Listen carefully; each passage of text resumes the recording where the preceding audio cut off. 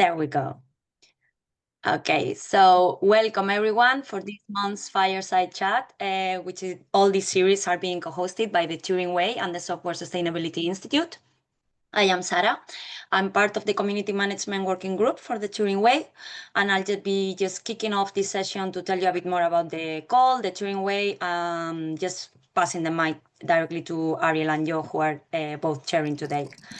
So for those who don't know anything about the Turing Way, it is an open source, open collaboration and community developed handbook on data and open science. Our goal is to make reproducible, ethical and collaborative data science as much as possible and to make it both accessible and comprehensible for everyone, regardless if you work in data science or not.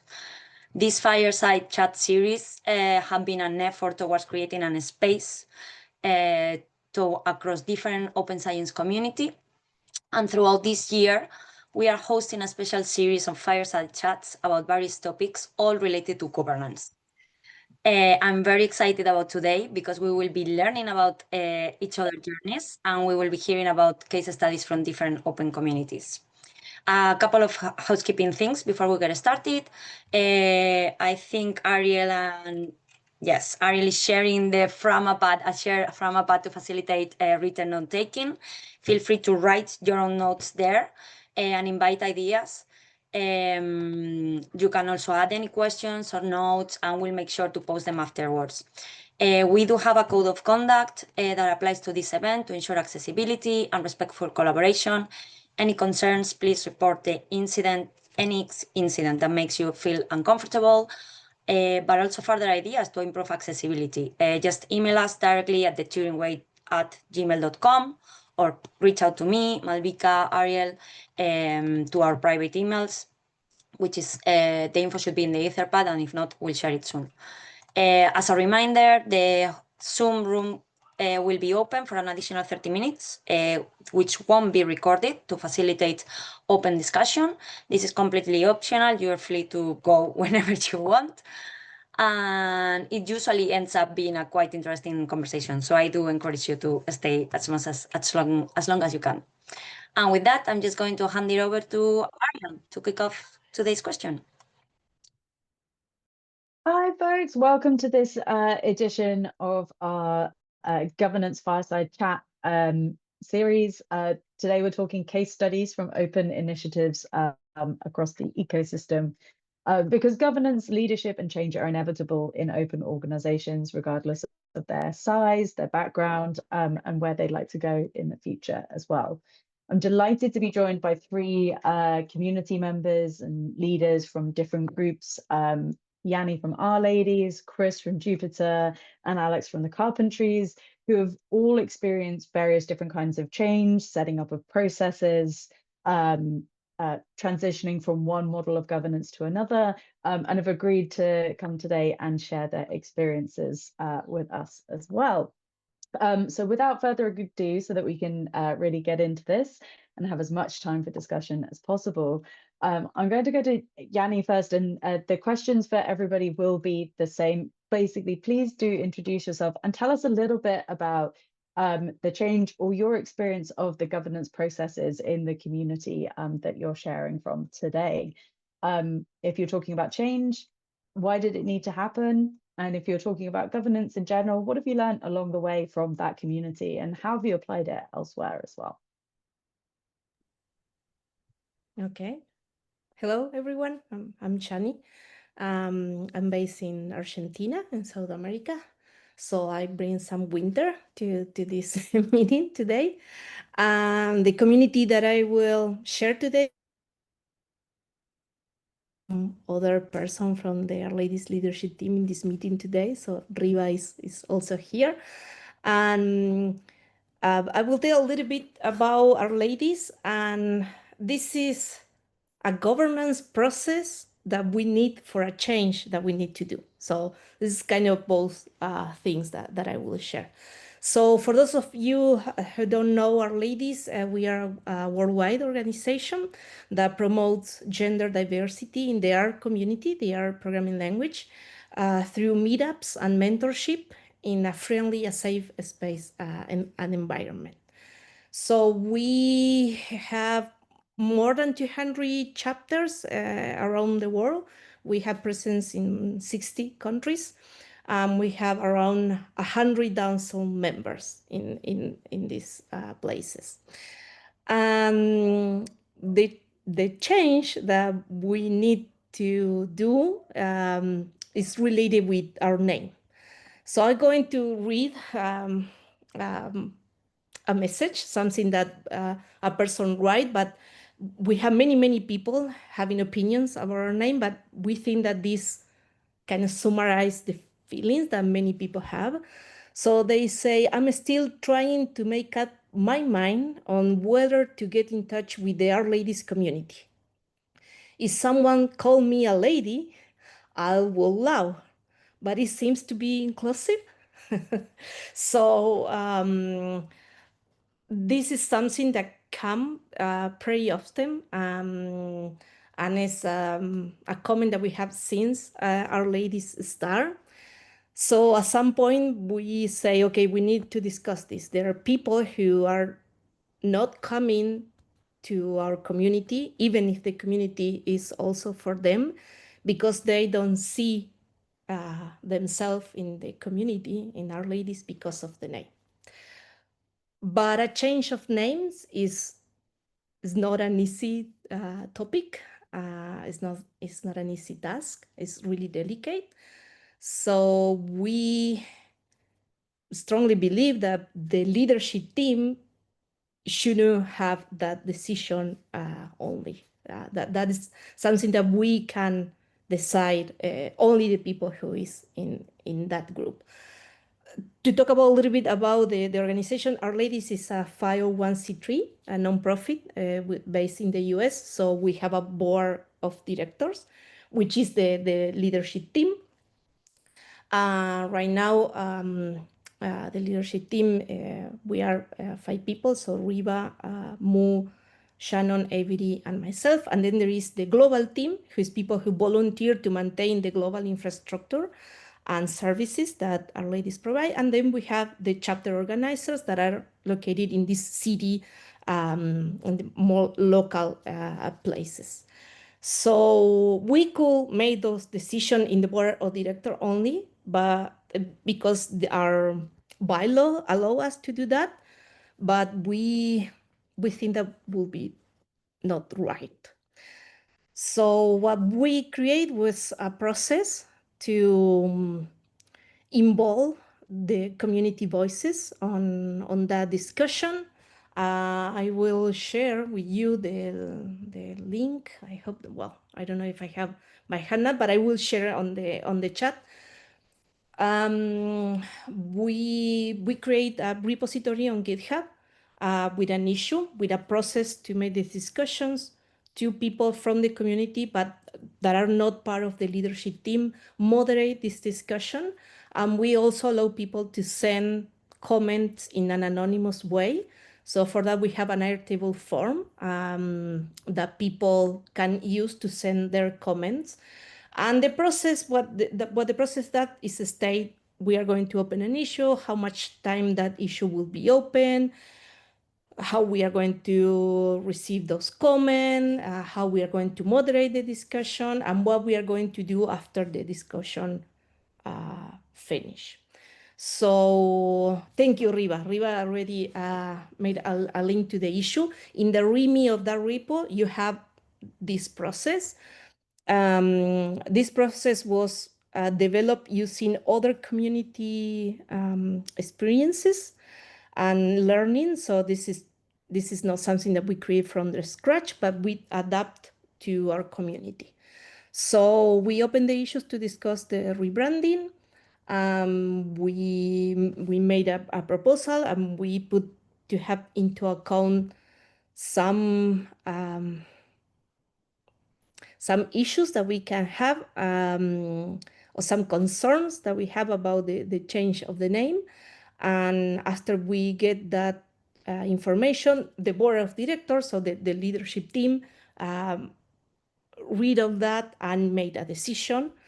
I will tell you the decision. The decision is that we are going to change our name, And we are going now through the process of creating new visual identity, the new logo, the new name, and everything for our ladies. We tried this new process with this topic that was perhaps the more pressure one for us, but we think that works very well, and we hope that we can use it for have the voice of the community in many other decisions that we need to do. Yeah, that I think that is. I know that I have more time, but that is what I want to to share. That's great, Yanni. Thank you so much. I have a question. So you trialed this process with quite a large topic, I'd say, deciding to change the name and sort of by inference the scope of the community.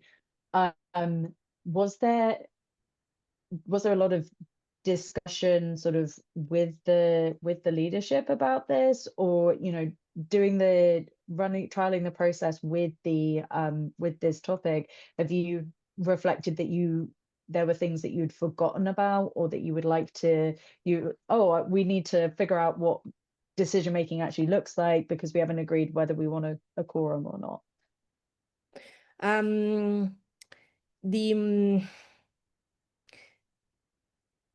I think that this topic, as I said, the topic about the rebranding was something that was always present, and we never had the time to take over that topic because it's big deal. Our Ladies is a name that is well known. It is a huge brand, and as I say, we are around the globe. So you need to find something that people will understand, because Our Ladies, after all, is an English word. So, but this need to work in different human languages and also different realities. So we have some countries that where being a minority gender is deemed illegal.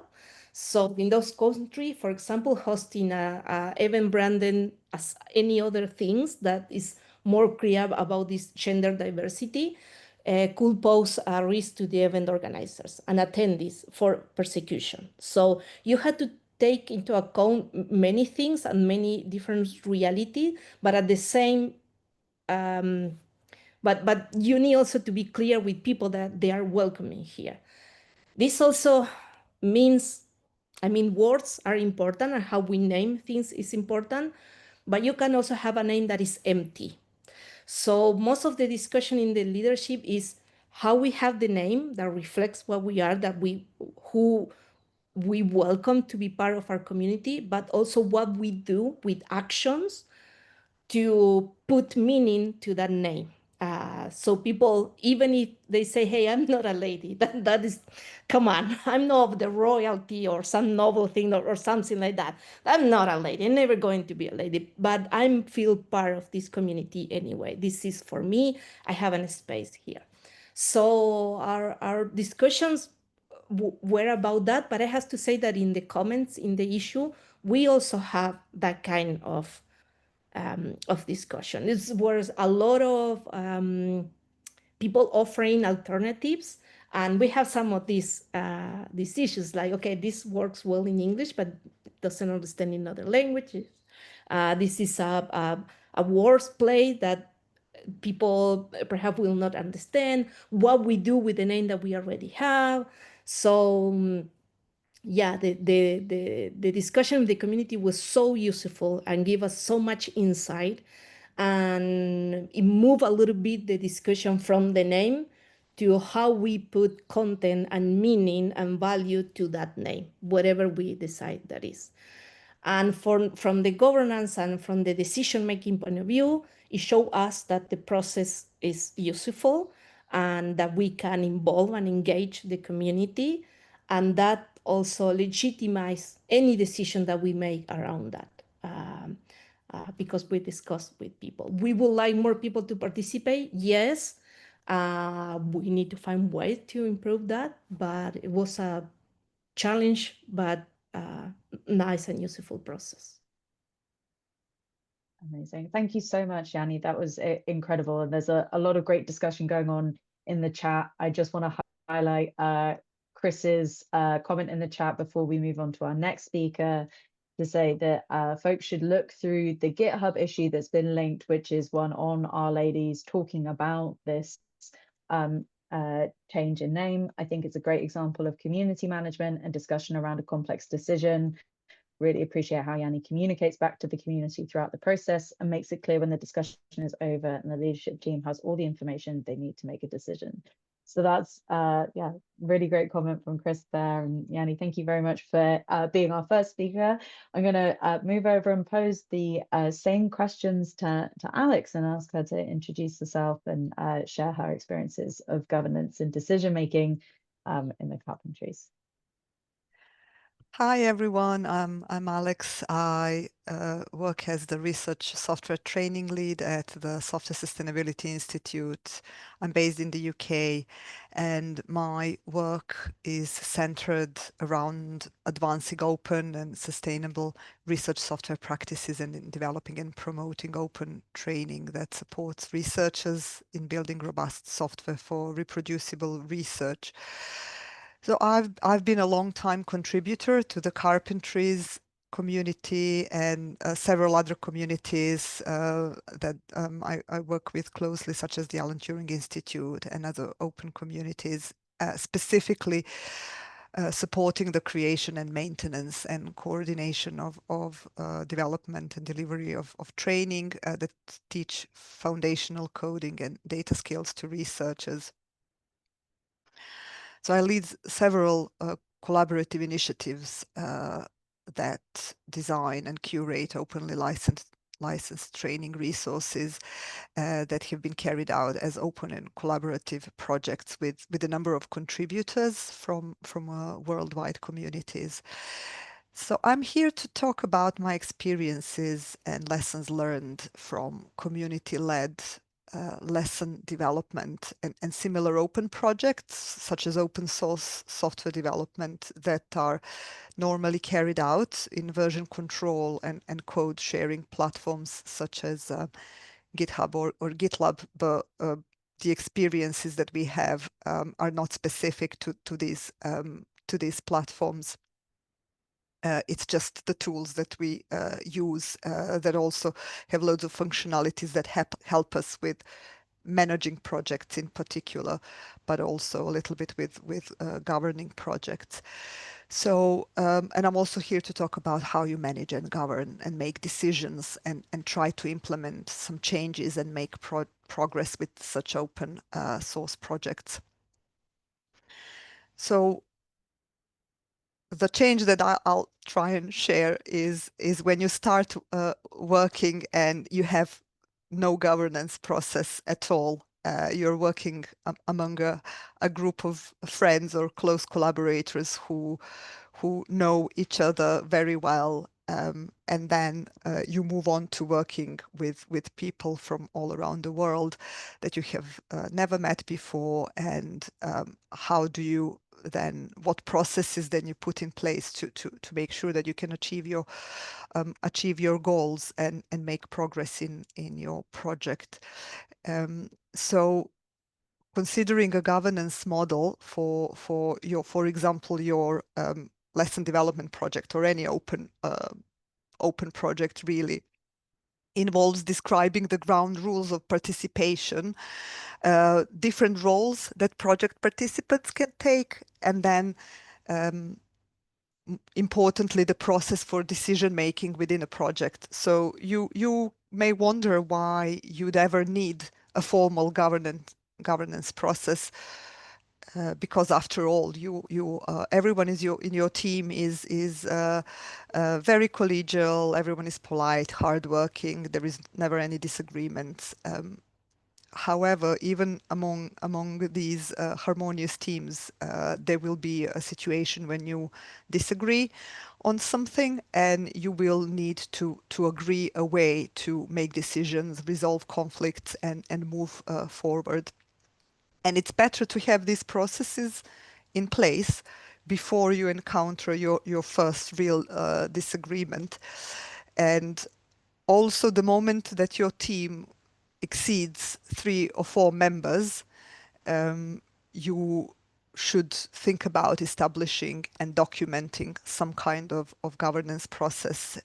It may sound all complex and complicated when we say governance, but it doesn't have to be very elaborate, but it will definitely help with mitigating any power imbalances within the team. For example, if maybe someone is more involved, or the project you're working on comes from someone else's personal work, and also it will help mitigate any power imbalances between more vocal members of the team who are potentially able to dominate the decision-making process. So it's really important to think about these things, to make sure that everyone has an equal part in decision-making and that everyone's voice is heard.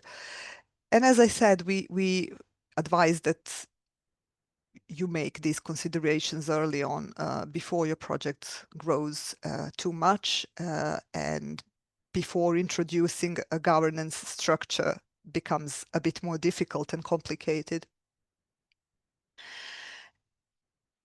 Okay, so what we do with these governance processes, we try to introduce them in our own projects that we are involved in, and then we learn what worked for us, and then we try to teach that to other people and pass our experiences.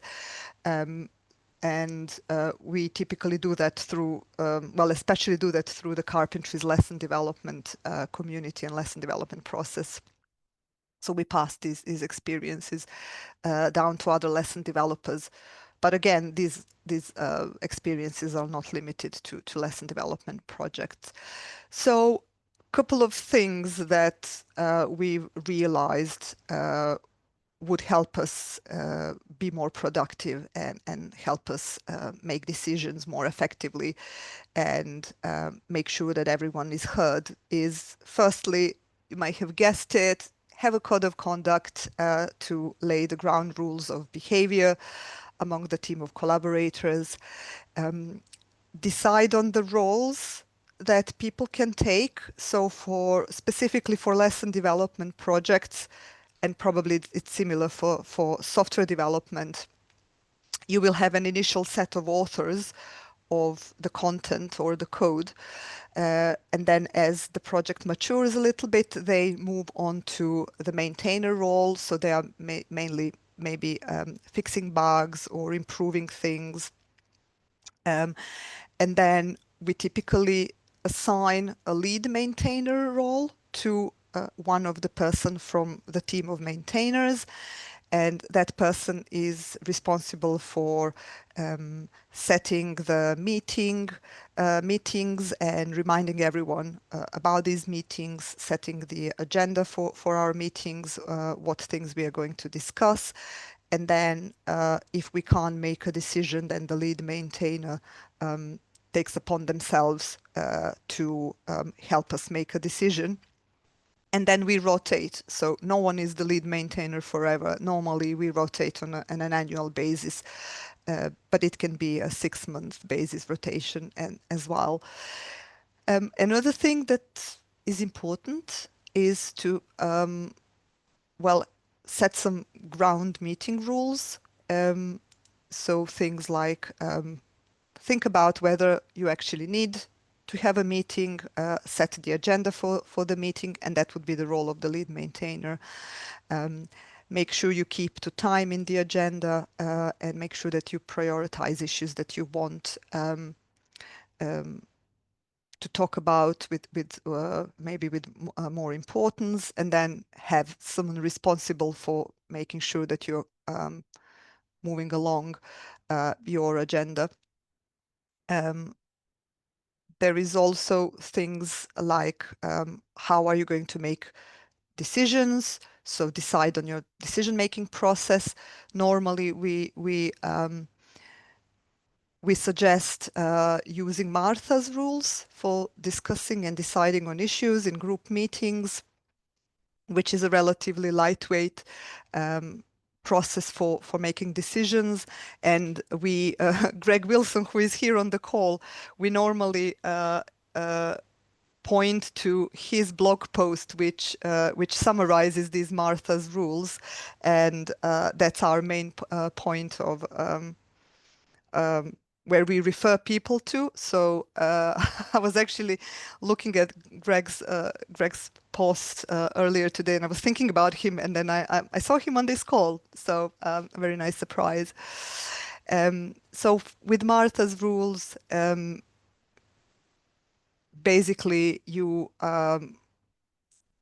decide on the issue that you want to discuss. So someone proposes an issue to discuss, and it can be as simple as putting an issue in GitHub. And then you discuss, people vote and say whether they like the proposal, whether they can live with the proposal, and whether they are completely uncomfortable with the proposal. And then based on how people vote on this, there are a couple of rules to help the group move along.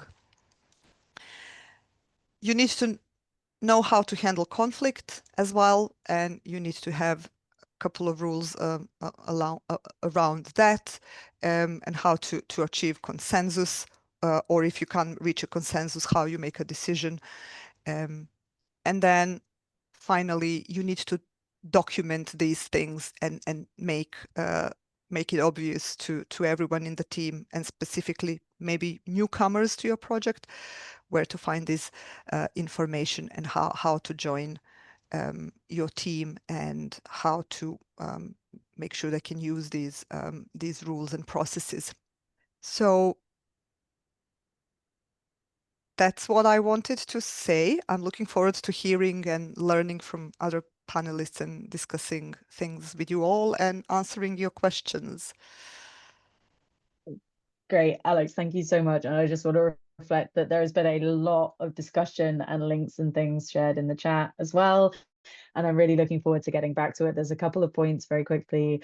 The idea of rotation, a lot of people really appreciating that. And a lot of people sharing support for having some structural process before you need the structural process, and the fact that it makes it much clearer for everyone, and that helps people to participate as well. And some great quotes in there as well from folks. So looking forward to picking that back up in the discussion. Thank you very much, Alex. I'm going to move over to our final panel speaker today, Chris from Jupyter. Please, same question, same prompt. Please talk about your experience with governance with the Jupyter Foundation and what you've learned, and introduce yourself. Yeah, okay, so my name is Chris Holdgraf. I'm the executive director of a nonprofit called 2i2c that sort of builds and manages infrastructure from the Jupyter community and similar communities for research communities and education communities. But I think that there's, like, I could talk about a lot relating to governance. It's not just the foundation. Like, Jupyter has like a long and hairy history with governance. And so I thought it might be interesting to just do like a really brief, like, how did we get to where we are right now kind of take, and then we can kind of like dig into it in conversation if any ideas pop out of that. So Jupyter is a really interesting project because it started in some ways as a fairly traditional like research style project, right? There was a grant, there were two PIs. One was a guy named Fernando Perez, who was at Berkeley. One was a guy named Brian Granger, who was at Cal Poly at the time. And that grant funded a team of people to work on software that became the Jupyter project. And over time, I think just because of the goals and the sort of, you know, the disposition of the leaders, they wanted and imagined this project to become something like a broad multi-stakeholder participatory open source project, and sort of angled the project in that direction. The way that they did that initially was they created a steering council. And in some ways, they sort of mapped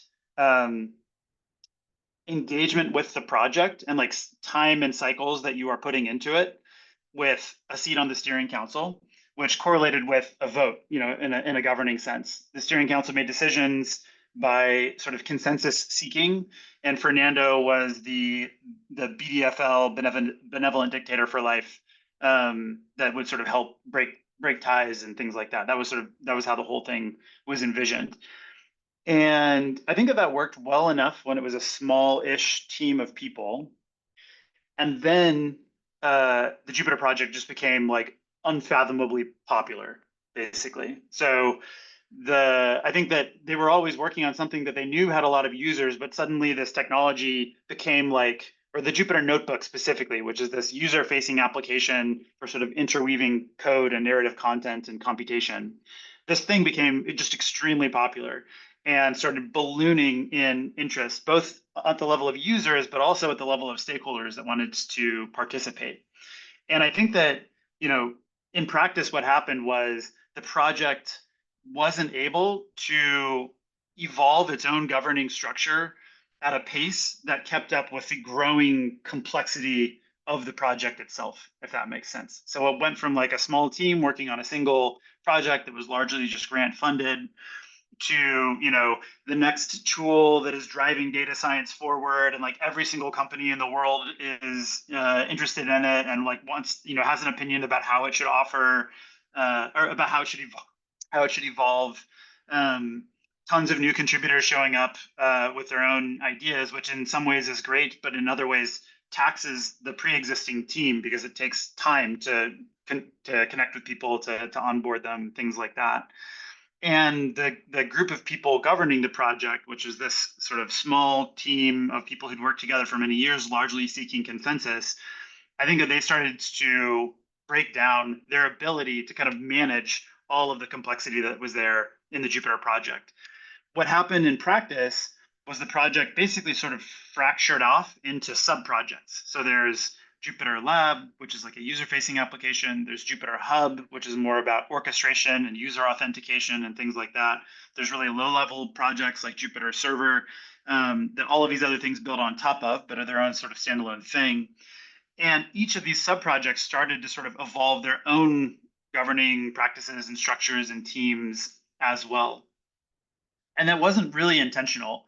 But what happened over time was there was like an increasing disconnect between the steering council, which is like nominally the group that was in charge of the entire project, and this like distributed federated combination of tiny sub-projects, some not so tiny, that were also kind of doing their own thing.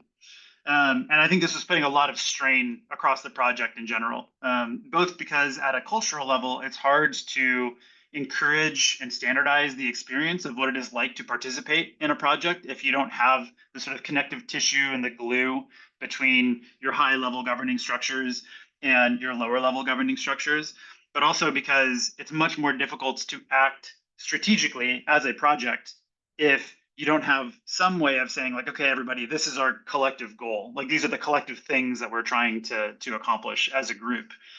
And so if anything else, it was just sort of shooting itself in the foot by not being able to think in this sort of like medium and long term. So in late 2018, 2019, the Jupyter project reconfigured its governance. This was like a very long project where it took probably about 2 years.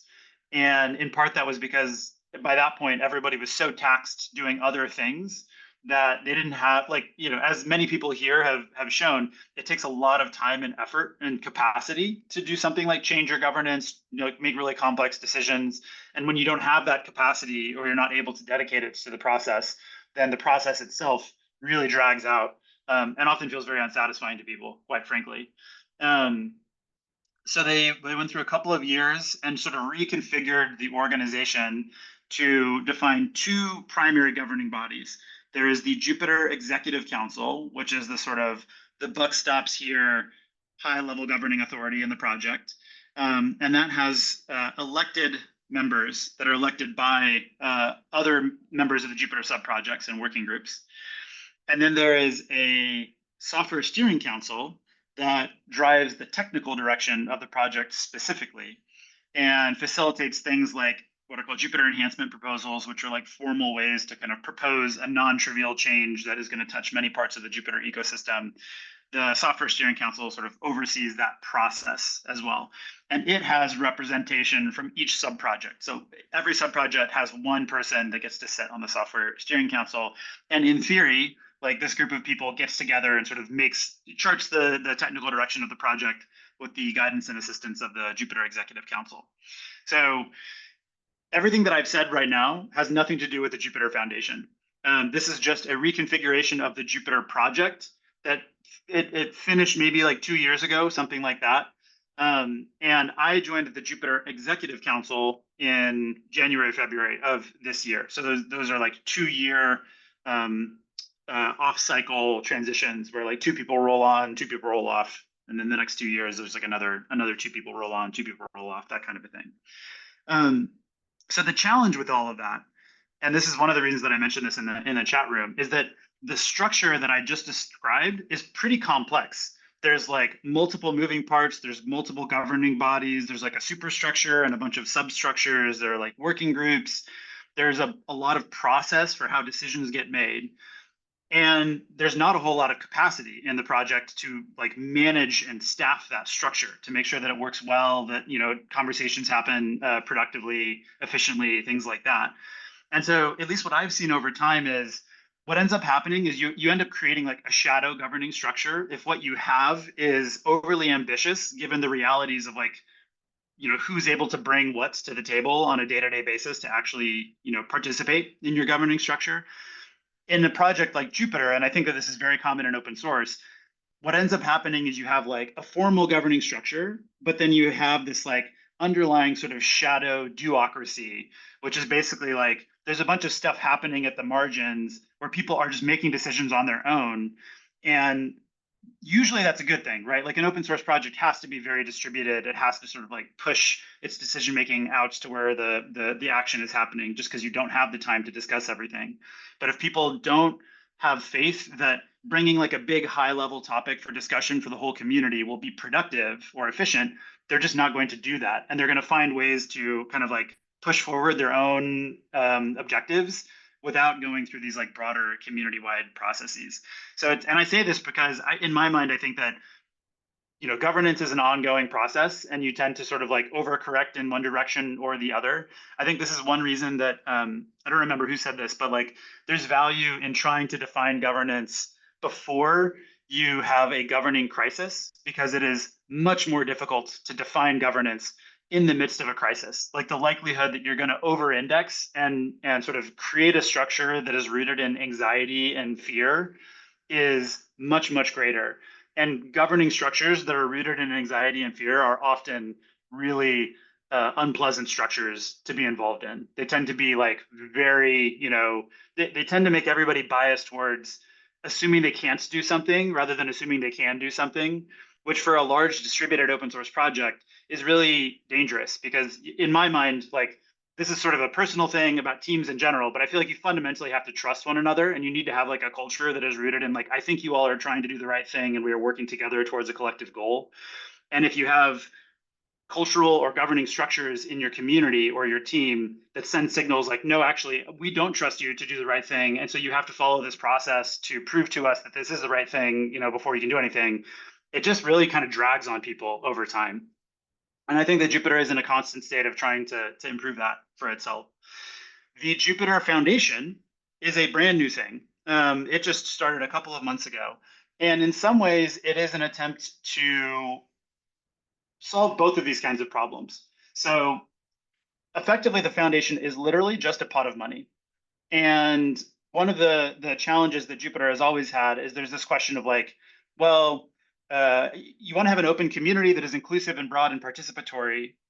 And the reality of that is that there are a subset of stakeholders that are going to be able to participate in that community much more easily than others because they have resources and time to be able to do so. So in practice, you're sort of creating an imbalance where there's like a subset of people that are like staffed by a product team at a company that are paid to work on the project. And so for them, they have the extra energy and resources and capacity to sort of push themselves through it. The other is, oh yeah, Arielle, I just saw you. I'm at 1 minute. So I'm at 1 minute, 2 minutes ago specifically. So I'll end it there by just saying the goal of the foundation in part is to try to explicitly create a group of people that is pay to play. So companies just pay to get a seat on the board of the foundation. It's like $150,000 a year to get a seat on that board. But the only thing that the foundation has control over is what is done with that pot of money. And so it's got a pretty interesting governing situation where the foundation technically has no governing authority over Jupyter at all, but it does have authority over resources that are meant to support the Jupyter project.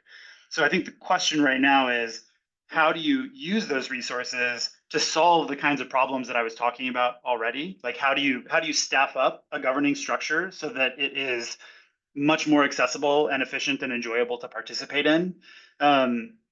Because it turns out that companies need that as well. It's not just the kind of like random open source contributor that needs that structure to be able to participate in. So this is like, I could talk for like 4 hours about this, but I'll stop there. I think I'll just stop there. And if anybody has questions about it, I'm happy to like dig into it when we get into conversation. Great, thank you so much, Chris. I really appreciate this. Again, we've got some great reflections in the chat as well. A lot of different thoughts from people. I like Alex's, which is to say it's amazing listening about governance of projects with hundreds and thousands of collaborators and comparing it with personal experience of working in small projects of 3 to 15 people. And I'd like to echo that as well. I think it's also interesting to see what problems or issues or themes remain consistent at different scales and what problems and themes and issues emerge as you grow as well. This is the end of sort of the formal part of the fireside chat. What we're actually going to do now is we're going to pause the recording and say thank you very much to anyone who's listening to this after the fact. And hopefully we'll see you at another fireside chat. And thank you very much for everyone who's joining us live. We're pausing the recording now, and then I'm going to hand over to my co-host, Yehudi, to guide us through the Q&A portion of our chat as well. Thank you very much to our speakers, Alex, Chris, and Yanni as well. We really appreciate you sharing all of those insights with us.